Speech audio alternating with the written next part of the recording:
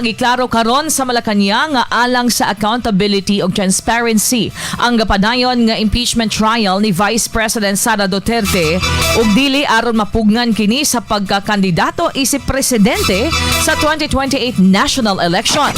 Sa press briefing gipasabot ni Palace Press Officer Yusek Claire Castro nga dunay mga issue nga kinahanglang tubagon.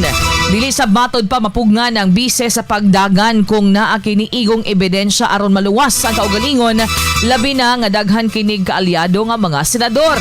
At ang paminaw ng tingog na Attorney Claire Castro.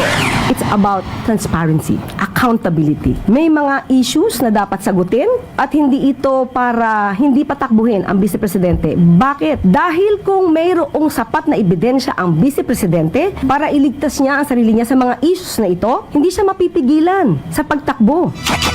Nagsumikad kini dihang gialigaran ni Davao City Mayor Baste Duterte nga daling giplanuhan ang maong pagpalagpot sa bise dihang nakalingkod kini sa katungdanan.